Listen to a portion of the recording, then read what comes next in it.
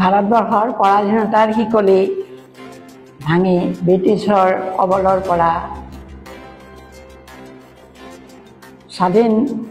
স্বাধীনতাৰ হকে যুঁজ দি অহা আমাৰ শ্ৰদ্ধাৰ মহান বীৰ শ্বহীদসকললৈ মোৰ এই স্বাধীনতা ৭৯তম স্বাধীনতাৰ আজিৰ দিনত মই তেখেতসকললৈ বহুত শ্ৰদ্ধা অৰ্পণ কৰিলোঁ।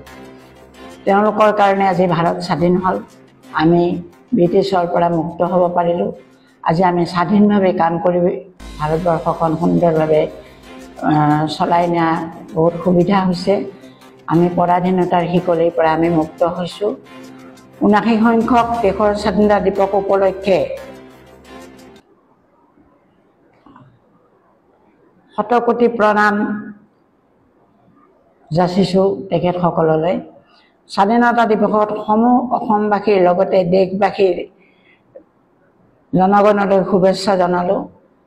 লগতে ভাৰতবৰ্ষই যাতে সুসম্প্ৰীতিৰে মিলা প্ৰীতিৰে সকলোৱে বসবাস কৰিব পাৰোঁ, এই স্বাধীনতা দিৱসৰ আমি দিনত মই তেখেতসকললৈ অতি শ্ৰদ্ধাৰে জনালোঁ। সকলোৱে আমি যেন মিলি জুলি সকলোৱে সুন্দৰভাৱে দেশখনক আগুৱাই নিয়াত আমি সকলোৱে একলগ হৈ আগুৱাই যাব পাৰোঁ, তাৰ কাৰণে মই সকলোৰে ওচৰত প্ৰাৰ্থনা কৰিলোঁ।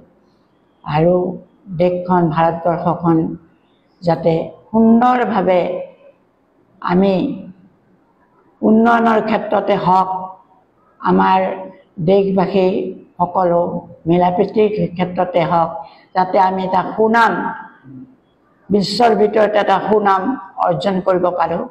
আমাৰ ভাৰতবৰ্ষৰ প্ৰধানমন্ত্ৰী মোদী ডাঙৰীয়াই যথেষ্ট কাম কৰি বহুত আগুৱাইছে। বিশ্বৰ ভিতৰত আমি নাম ৰাখিব পাৰিম, আমাৰ এটা বিশ্বাস আছে।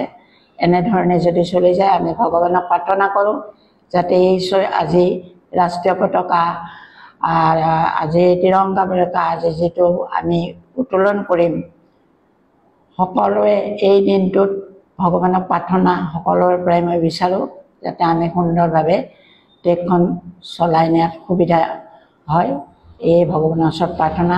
লগতে আমাৰ হাউলিবাসী ৰাইজ আমি আজি এই তিৰংগা যাত্ৰা আমি একেৰাহে আজি ২-৩ দিন একেৰাহে কৰি আছোঁ। যোৱাকালিও আমি হাউলি বজাৰত তিৰংগা যাত্ৰা সকলোৱে মিলি কৰিছোঁ। সকলোকে বুজাই দিছোঁ যাতে প্ৰত্যেক ঘৰে ঘৰে তিৰংগা পতাকাখন ওলমাই, তাৰ কাৰণে মই তেখেতসকলক আহ্বান জনাইছোঁ।